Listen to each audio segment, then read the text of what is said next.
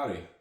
So I wanted to make a video going over Cubley Banjos and specifically point out, some things about them to help identify them for people, some specific features of Cubley Banjos that are unique to his instruments, and to kind of go over the full range, I guess, as it were, of what to look for in Cubley Banjos. So I'll be showing you my collection. I have 15 banjos made by E.J. Cubley. He made banjos approximately from about 1880 to 1893. Most of the ones that you're going to see in this video are in that 1880 era, as most of mine are the earlier ones. But these represent pretty much the full gamut of his instruments, from sort of the lower end quality instruments for like beginners to lady instruments, and then kind of on up through the range going to his sort of best instruments. So let's go ahead and get started, and I'll start out with probably what is one of the lower end instruments. So one way to identify sort of a lower end Cubley instrument is typically they will have the paddle peg head, and also usually only have about 6 to maybe 8 actual brackets that go around the banjo. They will also typically have these scratched frets, unlike his other instruments, which you'll see here in just a bit, which have actual like inlaid flush frets in them. So this banjo I bought about a year ago or so, but got it from Bob Smacula for a really good deal. It's a lower end instrument, but specifically I bought this one because it's got some unique features to it. It has a painted rim with this sort of floral decal painted onto it. And also it has these horseshoe brackets, which is pretty unique. It's not in great shape. It is playable. As you can see, I got it in playable condition. But again, it is one of the lower end instruments. Typically, Cubley instruments that are lower end as well will be made of sort of, I guess you could say, inferior woods. So the neck on this one, I believe, is poplar. The rim is maple, but if you can see here, it's actually a really thin piece of maple. In fact, there's been some warpage to it. You can kind of see how it's bent in each one of the places where the brackets are. And then they'll typically have like this round dowel stick as well. However, the things that set it apart as a Cubley, and where a lot of people get it misconstrued that some of these are like Buckby instruments, is it has the typical Cubley 5th string sort of cutaway, I guess you could call it, behind the on the backside of the neck, and then also this sort of rounded heel, as well as the cut-in underway, which this is obviously a little bit more extended on New York style banjos. Most all Cubley instruments have this, sort of rounded heel with just that really small cutout underneath the heel. So again, this is sort of a lower end instrument. Still a nice banjo, but definitely on the lower end side. So the next one I'll show you here is another lower end instrument. It's one of the ones I have not actually finished restoring yet. But again, typical Cubley. This is sort of the little bit better instrument, but it still, again, has the paddle peg head.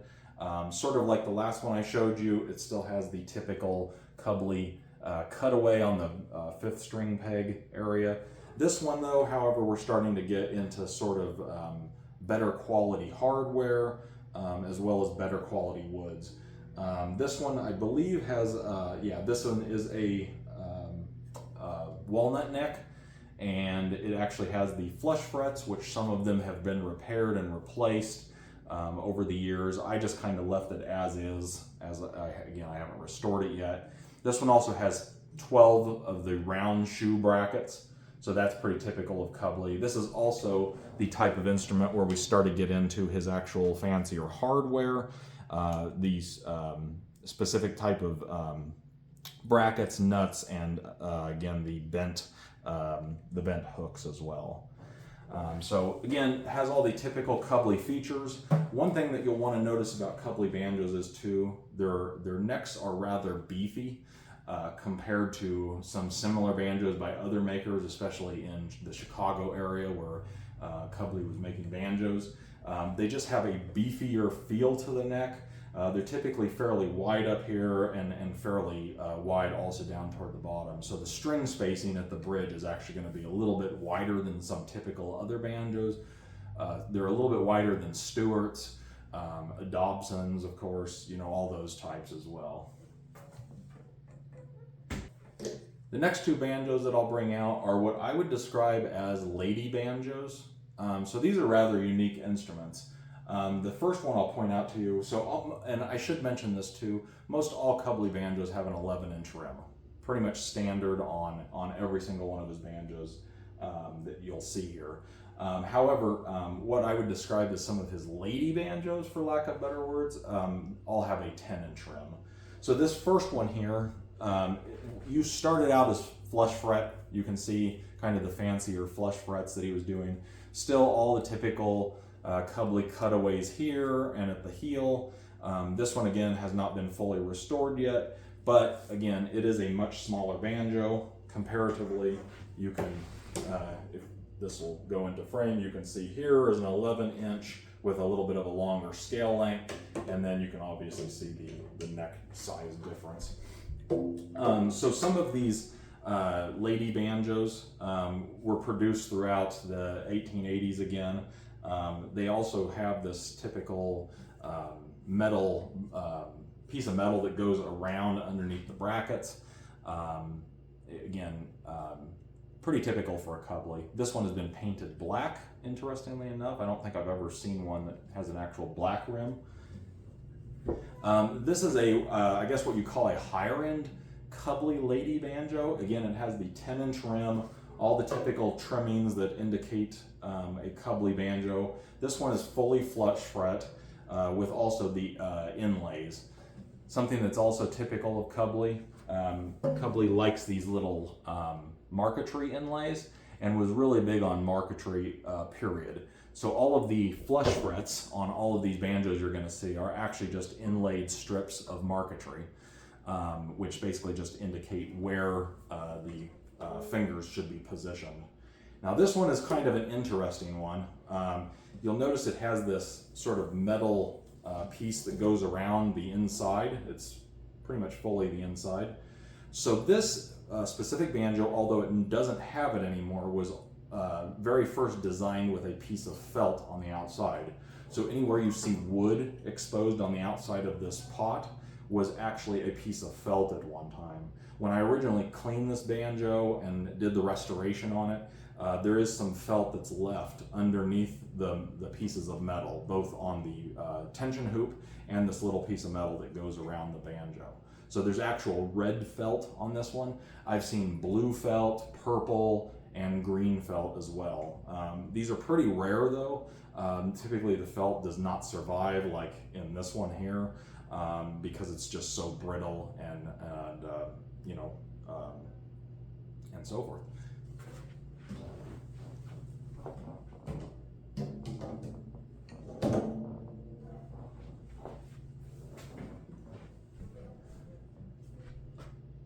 Okay, this next banjo is where we start getting into some of the little bit sort of, I would call mid-range instruments. This is where typically they're all full-size instruments, 11-inch. Typically Cubley always went with a 25.5-inch scale, which is actually my favorite scale length. I really like that scale length. And I've had a few that go up to about 26 inches, but 25.5 is a typical Cubley scale length from the nut to the 12th position marker. So again, this is sort of the lower of the mid-range instruments. It does not have the inlay and the peg head, and it has just pretty basic features overall. It has 12 brackets going around it, has the original tailpiece. So that's something that you'll see on Cubley banjos as well, is sort of this, for lack of better words, lyre-shaped tailpiece. I've always thought it was quite an attractive tailpiece. But that's pretty typical. Not all Cubleys will come with this specific tailpiece, and quite a few of mine have lost that tailpiece over the years, but we'll try to point that out. So again, this is sort of the lower of the mid-range Cubleys. The necks on Cubley instruments are also always walnut, so that's something you'll want to look out for. Sometimes they can have a typical finish over them that makes them appear to be sort of a mahogany color or some other sort of color, but other than the very, very low-end instruments, Cubley always produced his instruments with walnut necks. So that kind of sets his instruments apart from some other makers who were typically using mahogany, maple, cherry, so on and so forth.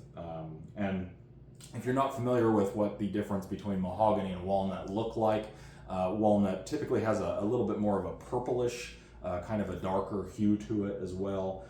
Sometimes the grain patterns between mahogany and walnut can tend to sometimes look very similar, especially for mahogany from back in the 1800s that was a little bit higher quality than we can get nowadays.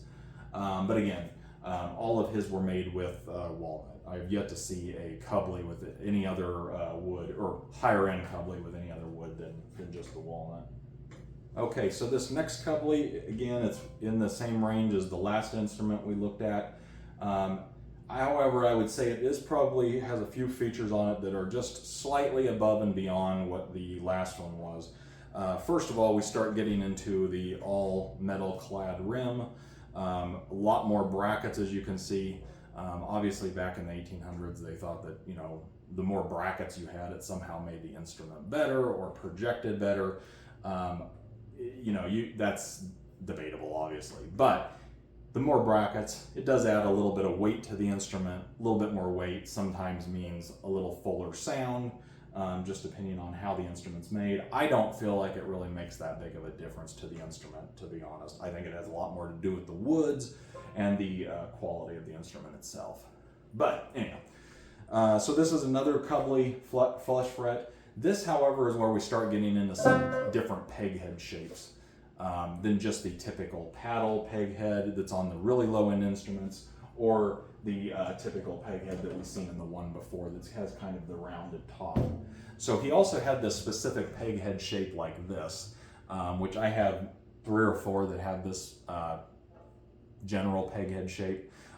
It's sort of more pointed. It has sort of a lion and Healy look to it, maybe even, you know, some references to J.B. Shaw.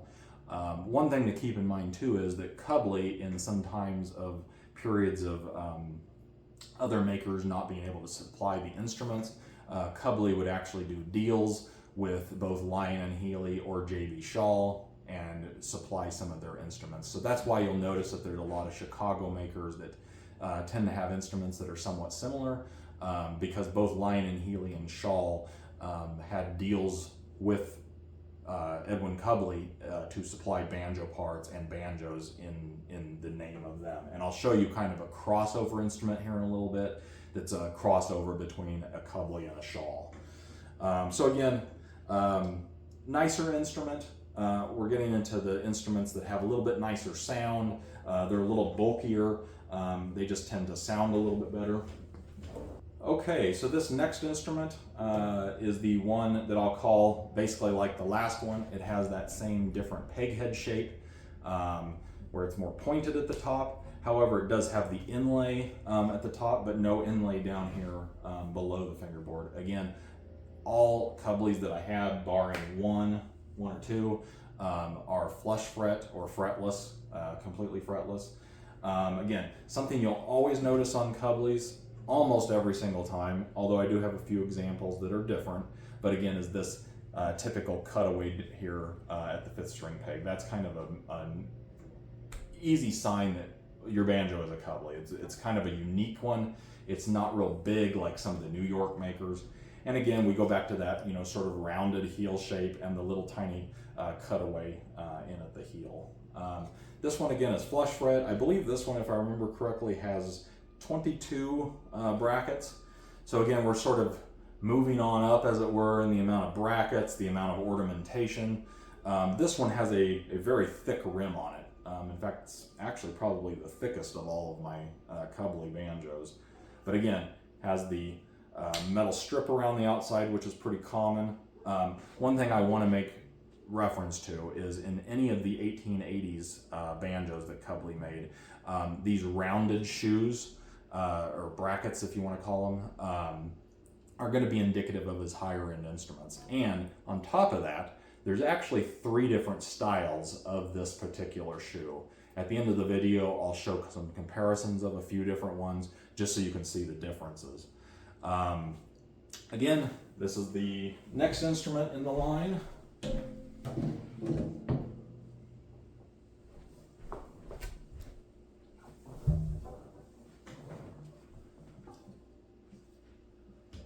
Okay, now we'll start with what I would call getting to the higher end instruments. So this is as we're sort of exiting the medium, range, I guess as you could call it, and sort of getting into higher. There's some appointments on the banjos that will make them a little bit more distinctive. Again, it has the marquetry throughout, the flush frets, again, pretty typical and standard. This is a very, very thick-necked one. This one is almost, if I remember correctly, an inch thick up here at the top nut. So again, it's it's quite a bulky banjo, especially for a 25.5-inch scale. This one only has 12 brackets, so it actually does have quite a bit lower amount of brackets on it, but it does have all the typical hardware of a Cubley. This one did not come with the tailpiece, so I ended up actually making a tailpiece with some inlay and stuff. I'll show you one here in a bit that I did with some other inlay. And this one also, now this is a very unique Cubley. This is also where we start seeing Cubley sort of transitioning into some different styles. Again, it's sometime in the 1880s. Nobody knows if this was done in 1880 itself or 1889. But throughout the 1880s, most of these flush throat banjos were the rage, as it were, at least with Cubley. So again, we see that typical peg head that I was showing you before. A little atypical, and I guess right now I can show you the difference between the two. The one over here is the one that most people typically associate with the Cubley peg head. It sort of has those bulbous round areas, and then this one is sort of his modified peg head. Both of them are definitely Cubley, and again, even on this instrument, you're going to see that typical like little tiny cutaway underneath or where the heel is of the banjo. This one, however, is a little different. This is actually one of my favorite banjos. First of all, you'll notice that the brackets, the shoes, are not as big. That was Cubley's third style of a round shoe. Kind of interesting too, because it's actually just the entire shoe of the other ones minus the rounder part. If I can get an example here, I will show you. If we can see, in fact, just comparing those two. So you'll notice that the other ones kind of have a piece of metal underneath, and then the one on the top is actually missing that piece of metal. So it's the exact same shoes, just slightly different.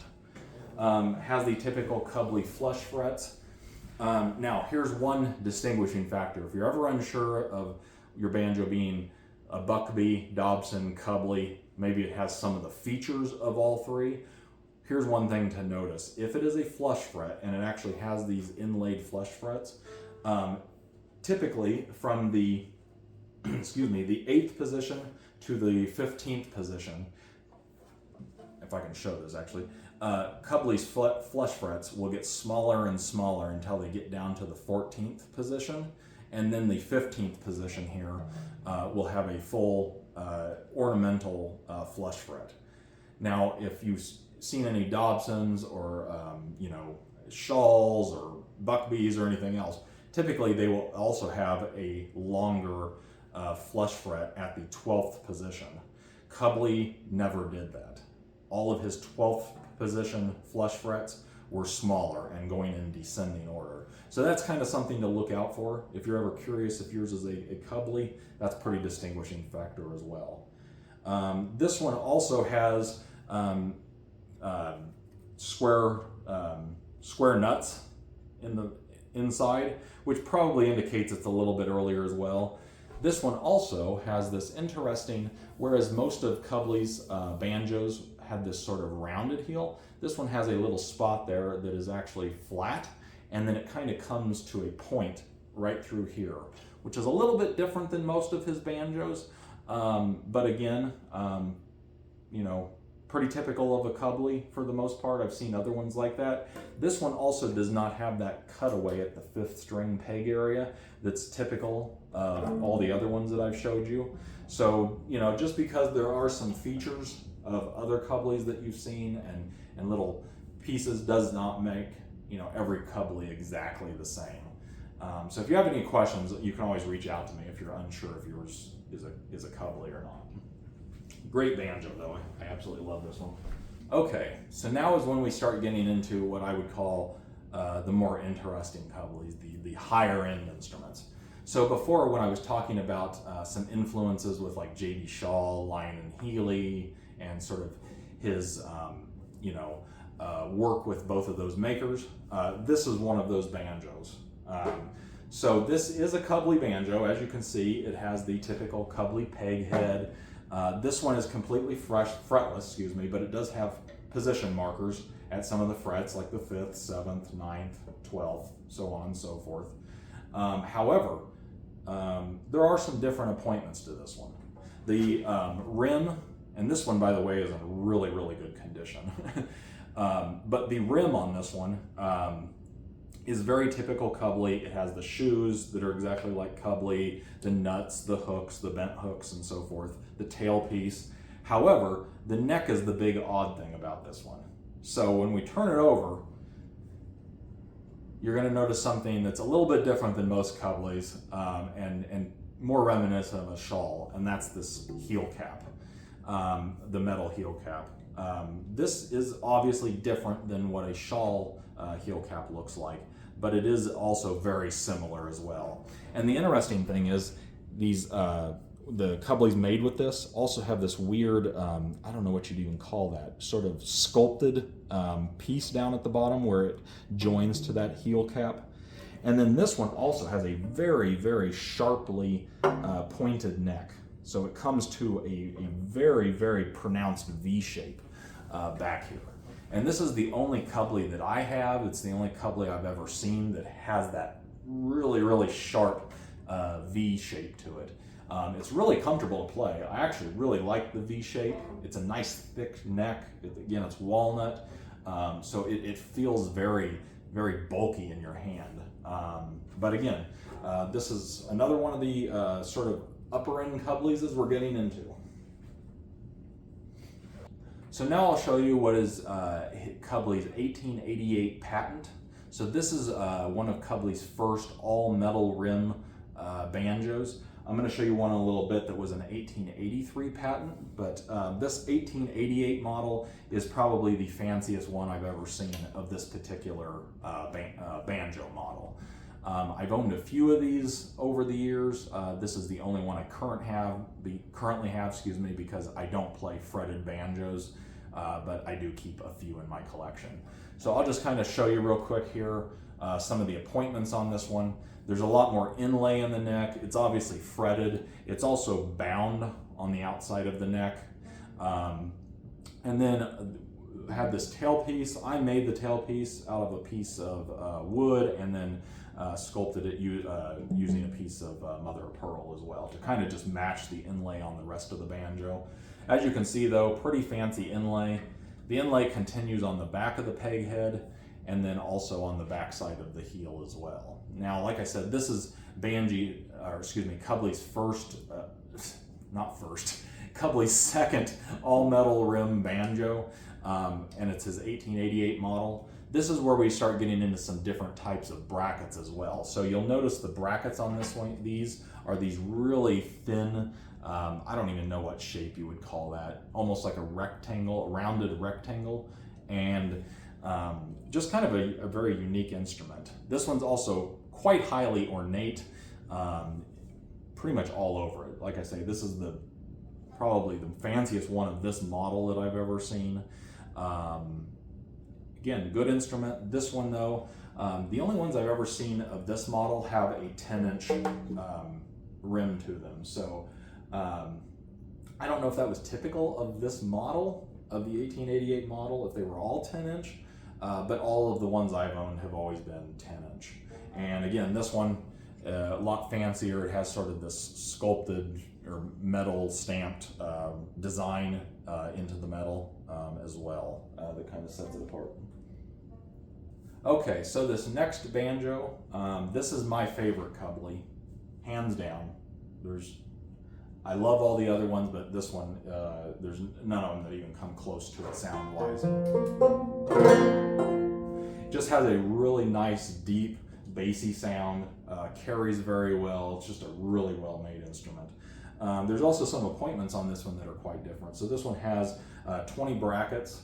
You know, it has the typical rounded, you know, pegs and all that, or not pegs, the rounded brackets. Typical Cubley hardware again. Heel shapes all the same. It still has the marquetry. This one also has some metal stars inlaid into it, which is quite unique. I think it's the only actual Cubley I know, or that I've ever seen, that actually has metal stars inlaid. So again, it kind of has, you know, a different look to it. But one other thing you're going to notice right off the bat is the 5th string peg is quite different. So this one, the 5th string peg is based on a 1883 patent, I believe it was, and the 5th string actually goes all the way through. So it's basically a long metal rod inside of it, and it actually comes out the other side. And then it's screwed on the top, very much kind of in the same style as Cubley's nuts and stuff that go on his hooks. But there's this sort of rosewood tuning peg on the top of it to actually tune it. And then if you can see, it goes through the wood right at the 5th string and then comes out through the other side. So that's kind of a different one. This is only one of 2 of this style that I have. I'll show you the other one here in just a minute. But Cubley also started introducing metal pegs for both 5th string and the other 4 strings as well. So this one retains those original pegs that came on the banjo. And they're quite unique. Again, I'll show you some closer pictures if we can. Okay, this next one has almost the exact same neck as the last one I showed you, barring the not having the stars down here, the metal stars. The peg head is exactly the same. Again, there's these Brazilian rosewood pegs and that 5th string peg that goes all the way through like I was showing you before. Kind of a unique peg idea. Again, it was a Cubley patent. I believe Cubley liked to patent everything, and I believe these have patent dates on them of, I want to say 1883 or 1882. There's some very small writing on the top of them, but I can confirm that. Anyhow, this is probably one of the rarer instruments that I own. This is the 1883 Cubley patent. It is his first all-metal rim banjo. It's very reminiscent of sort of almost like a Dobson silver bell that's sort of overturned on itself. It's basically a big hollow metal shell inside. It also has the metal dowel rod that goes through, and this is just a stick or a rod of metal. There's no wood inside that dowel rod. And I can actually show you what this looks like a little bit closer because I actually have a spare rim. I don't have the piece that attaches to the bottom, but this is essentially what the inside of the rim looks like. So you can see it's a hollowed piece of metal. Again, it looks a lot like those silver bell tone rings, but yeah, quite different. This was also the banjo that spurned the lawsuit with Dobson that went to the Supreme Court. So if you're ever curious about the actual banjo that was involved in that lawsuit, this is the banjo. The lawsuit was in 1893, I believe, and that was right at the time that Cubley closed his doors to business. However, the patent for this banjo is actually 1883. So it was a good full 10 years before that lawsuit actually made it to the Supreme Court. Okay, now I'm going to show you a couple of Cubleys that I would call the rarest of the rare. I've not seen any others like these, maybe one, maybe two. The banjo I'm going to show you next, I've seen no other examples of. I don't know why they don't exist. If anybody knows of any others, I would love to see them. This is a very extremely rare Cubley. Number one, because it does not look like a typical Cubley, but there are some appointments on it that you'll notice are very similar. But this is what is called the 1887 model. It's from his patent in 1887. I believe this one is a little bit earlier because right at the bottom of this metal sort of fretboard extension, right at the bottom of it, it says patent pending. So it doesn't actually have, like most of the other banjos that Cubley made that had patent marks on them, they all say patent February 12th, 1882.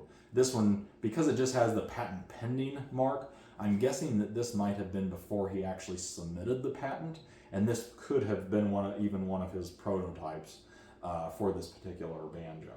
It's very, very unique. I've never seen anything like it. It does have that Cubley peghead shape, like I mentioned before, that has that sort of more pronounced point at the top. However, some other interesting things about this, the fifth string peg simply goes into the wood. It doesn't have anything like the couple others that I showed you where it comes through the wood. The string just simply attaches around it and hooks onto the fifth string nut there. More interesting thing about this banjo, the rim. So this rim, as you can see, is extremely tiny. I believe I've measured it and it's only 1.5 inches wide. Very interesting rim construction. It also has no dowel. So there's no dowel rod in this banjo and it didn't come with them. So I actually ended up screwing a bolt in here in order to hold the neck on. But this banjo, typically, when it was originally patented, did not have anything to hold the neck in. The only thing that holds the neck in is you take this metal piece here that extends over the fingerboard. And again, this is very non-Cubley-esque, for lack of better words. But you essentially screw this metal piece on, and then the neck is removed. And it just, basically the way that it stays in there is you pop it into this little metal holder here, and it holds the neck in place. Now I put that screw in order to sort of hold it on a little bit firmer. 140 years later, I don't trust to that to hold on it by itself. But again, no metal dowel rod.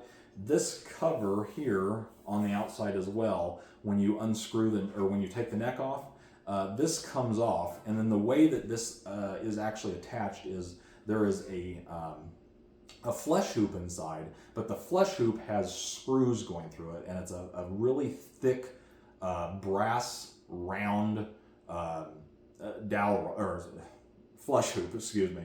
And these screws that you see around here screw directly into the flesh hoop itself.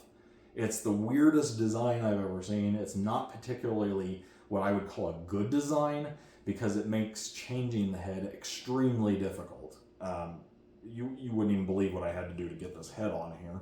But nonetheless, it worked, it's on, and it's a very extremely unique banjo. Again, never seen another Cubley like it. It's a little bit fancier too. All of the flush frets in this one are ivory, so it has that kind of going for it as well.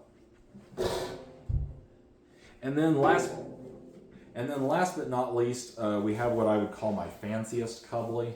So this one has marquetry throughout the fingerboard, extremely ornate.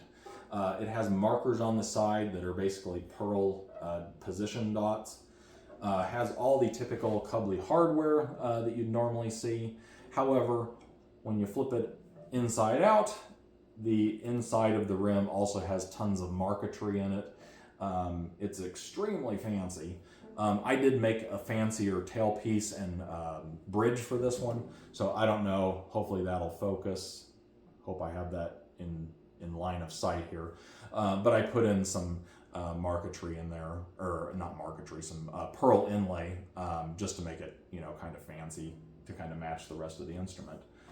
So again, this is what I would probably call top of the line Cubley. This is probably late 1880s, maybe. I mean, if I was just guessing. And this is, his, again, top of the line instruments. Thanks for watching. We'll go through a little bit of particulars with Cubley instruments, and hopefully you got something out of this. Thank you.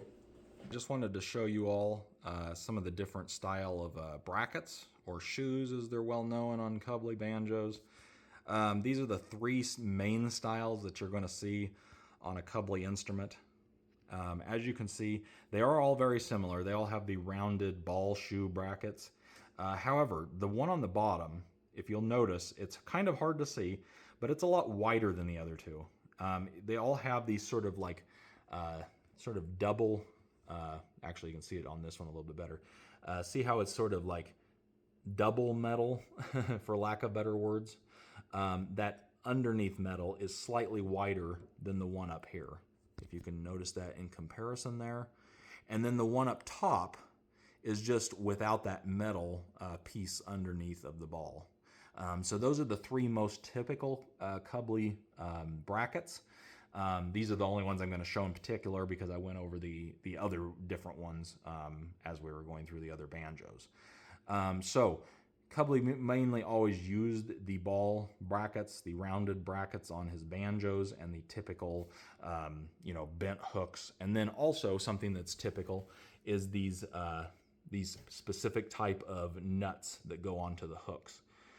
So these nuts, let me pull these off here. So these particular nuts are actually screwed on, basically using a Phillips head screwdriver, and they go through the ball. So I don't know if you can kind of see it here, but see at the top of that ball, you can see a little piece of metal sticking out that the hook goes into. That is the entire nut itself. It's not just the little piece at the bottom of the shoe. It actually goes through the shoe / bracket, as you want to call them. So the nuts themselves are actually probably a good, 3/4 of an inch long, but they only poke out at the bottom, maybe 1/4 of an inch. Okay, so now I can show you some just from banjo to banjo a little bit better what some of the differences are in the peg heads as we compare them side by side. So there you can see the paddle board, or paddle, I guess you could say, peg heads. And then we kind of come into sort of the more typical Cubley-esque peg heads. And then they kind of evolve again into sort of those pointed ones, which you can kind of see on some of the ones down here as well. There's another pointed peg head on that fancy one I showed you. And then this on the 1888 model, this particular peg head, it's been compared, I think Clifton Hicks might have even said it too, but sort of looking like a Luscombe peg head that's sort of been squished a little bit, which, yeah, I mean, I could definitely see that being comparative sake, looking like that. It is obviously a little bit, thinner here than a Luscombe, but, I suppose if you squished it this way, it does kind of have a Luscombe look. But again, just kind of showing all of these here. These are the more typical Cubley peg heads here with the marquetry in them. As you'll notice too, the marquetry tends to be different sizes in each one of these. This one here, the marquetry is like very big. It's very pronounced. This one, as you'll notice here, is quite a bit smaller than this one here. So the marquetry varies from each one to each one. This banjo that I showed you, which is sort of that, the one that's, sort of akin to a shawl banjo, this actually has inlaid celluloid. So I put some celluloid pegs on it just to kind of match it.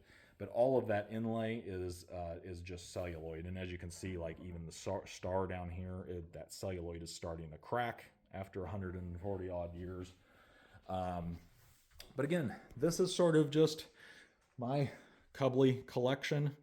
There's 15 of them there. with, again, the spare rims.